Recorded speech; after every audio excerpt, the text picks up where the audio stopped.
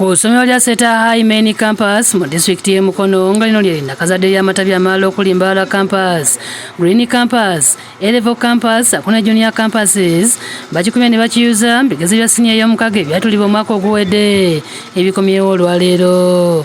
Batuukiriza omubala gw'essomero lyabwe okugamba nti Education for Bright Future ekivvuunula nti ebyenjigiriza ku lw'ebiseera eby'omu maaso ebitangaavu ng'abayizi bonna bakoze bulungi ne bafuna obubonero bubatwala ku yunivasite. Batuuza abayizi 198 ng'abayizi 18 bafunye obubonero 2 ne babumalayo. Abayizi 26 bafunye obubonero 19, abayizi 13 bafunye obubonero 18 nga n'abalala bayitidde ddala. Lilian Namulondo omukulu w'essomero lino yeebazizza Katonda olw'okwanukula ensala zaabwe ebigezo ne bikomawo nga bakoze bulungi. Abaana 18 bafunye 20 points bazimazeeyo bonna. Abaana 26 ne bafuna 19 points. Abaana 13 ne bafuna 18 points. Ensoma eno ennungi evudde ku commitment y'abasomesa, obumu obw'abasomesa, abazadde baffe abalungi ne bakama baffe omwami John Chrysostom Muyingo n'omukyala Rose Muyingo aba facilitatinga okulaba nti essomero lyaffe litambula bulungi. Namulondo ategeeza nti batandise dda okweteekera ensoma empya omwaka guno era nga bakukikuba bakiyuze. Already abasomesa bafunye dda adapted new A-level curriculum subjects ezisinga mu departments ezisinga abasomesa bali retooled era be bakola babitegeera. Byasinze tuyambako okola obulungi nti twakwatira wamu ng'abasomesa era nga physics n'engeri gye tumusomesaamu eyawukanamuko nga tumusomesa nga tukozesa smart classes projectors. Kati ab'omwaka guno tusuubira nti ate bo bajja kuba banjawulomu kuba ate bo tubateeseteese nnyo n'osinga abalala bonna. Bw'otuuka ku ssomero lino gwe wamma toyinza butakkiriza nti omwana wo taatula ebigezo n'ayita bulungi olw'engeri gye lirabikamu emiti emirungi, ebidiba ebizungu, ebibiina ebirungi ate nga n'abasomesa bakwaniriza ddala bulungi. Yo ku ssomero lya Seta High School Green Campus erisangibwa ku luguudo lw'e Kayunga mu disitulikiti y'e Mukono, abayizi naye bakyekoze bigezo bya siniya ey'omukaaga ebikomyewo olwaleero. Batuuza abayizi 212 nga abayizi 8 bamazeeyo obubonero 2 nga basenze kukola amasomo aga science okuli physics, chemistry, math nga n'amasomo aga arts bawanise ebbango. Paulo Alibundi omukulu w'essomero lino ng'essanyu limubuganye ayongedde okuttaanya ku ngeri abayizi gye bakozeemu ebigezo. Abaana tufunye abaana bali 8 abamazeeyo obubonero nga bafunye points 2. Subjects abaana gye basinze okukola sciences.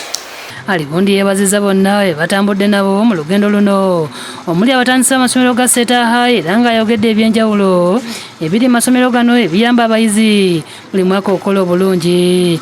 Tulina ebizimbe ebirungi nga bwe mubiraba, tulina laboratories 7, tulina computer labs. Abaana baffe tebalina kye bajjula. Neebaza basomesa bannange abafuddeyo ennyo.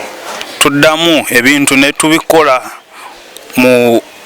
nga babirabako tubikola practically. Njagala n'okwebaza administration yaffe yatuwa buli ekyetaagisa okulaba nga tufuuka abamu ku basomesa abasinga okusomesa history mu Uganda. Annyonnyodde bituusiza abayizi ku buwanguzi omuli okuba n'abasomesa abatendeka obulungi, ebizimbe eby'omutindo, ekidiba ekizungu ekiwugirwamu, okusula ebitone by'abayizi abawuga naye yamu okwongera okubangula obulungi abayizi. Mugende mu maaso nga mussaamu obwesige, tugende mu maaso nga tukolaganira wamu, ffe abaana tujja bagunjula batuuke ku byonna bye beetaaga. Yo ku ssomero lya Seta High A-Level Campus ekigombya mu disitulikiti y'e Mukono, abayizi ab'ebibiina ebirala basangiddwa nga bali mu bigezo eby'okwegezaamu kiyite testi era nga bannabo abasiniya y'omukaaga omwaka oguwedde babikoledde ddala bulungi. Batuuza abayizi 188 nga abasatu okuli Mike Owen Kyakonye, Ketra Nancy Lumbi ne Daisy Bright Nisima bafunye obubonero 2 ne babumalayo nga balina obubonero 19 ne 18 nabo bangi ddala. Tulabye nga abaana basinze kukola amasomo ga sciences, physics yabadde waggulu, naddirira biology ne chemistry. Tulabye nti abayizi abamazeeyo obubonero baadde 3 nga baadde mu science. Abayizi baffe bonna bafunye 3 principal passes ezibakkiriza okugenda okweyongerayo. So ng'obuwanguzi abwesigamiza kukulembeza Katonda, abasomesa bakola obutaweera ne bakama baabwe abafaayo okulaba nga babawo buli kyetaagisa. Lwakuba nti ekisooka tubateekamu empisa n'okutya Katonda, tugattako kuba n'abasomesa ababeerawo buli kaseera abakola ennyo era abanoonyereza okuba nga bawa abaana ekyo ekisinga obulungi. Abazadde baffe bakoze bulungi nnyo obuwagizi bwe tufuna eri bakama baffe nti batuyamba. Alambuludde engeri gye beeteekedde mu kalikulamu empya ya Haya omuli okutendeka abasomesa okugitambuza obulungi.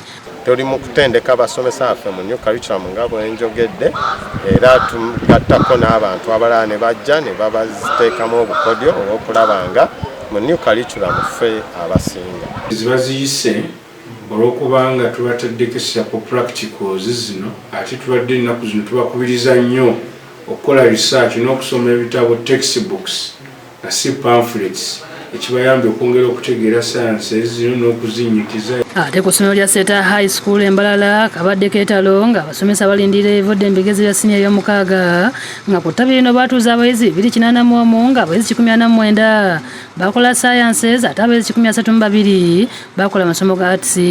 Abamu ku bayizi abasinze okuli Nambafu Kamiras ne Mirembe Philippa bafunye obubonero 2 nga bannaabwe abalala abasinga obungi bafunye obubonero 19 ne 18.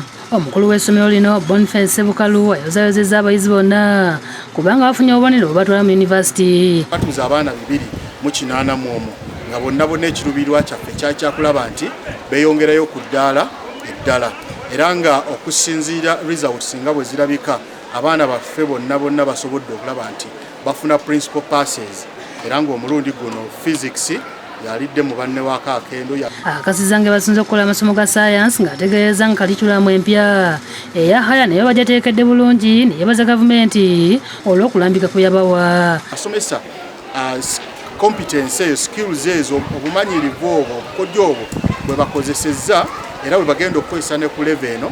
Abasomesa amasomo ga science okuli Henry Kalyango ne Deo Kasirivu obuwanguzi batuuseeko babwesigamiza ku nkolagana ennungi wakati w'abazadde abayizi n'abasomesa nga n'ekisinga obukulu bakulembeza Katonda nga kino kyeyolekera ku ggoloto ya Maama Maria eyazimbibwa mu ssomero lino ng'ewundiddwa bulungi mu langi ezikiriza amaaso. Kwebaza administration ya Seta High School okutuwa obwesigwe okulidinga abaana balina empisa. Abaana abo balina empisa nga bajjumbira buli nteekateeka yonna ekwatagana n'ebyensoma nga bagigoberera. Amasomero ga Seta High buli mwaka geeriisa nkuuli mu disitulikiti y'e Mukono ne mu ggwanga lyonna okutwaliza wamu era nga basomesa ku matabi gonna bakolera wamu okuggyayo moto y'amasomero gaabwe n'okukuuma omutindo.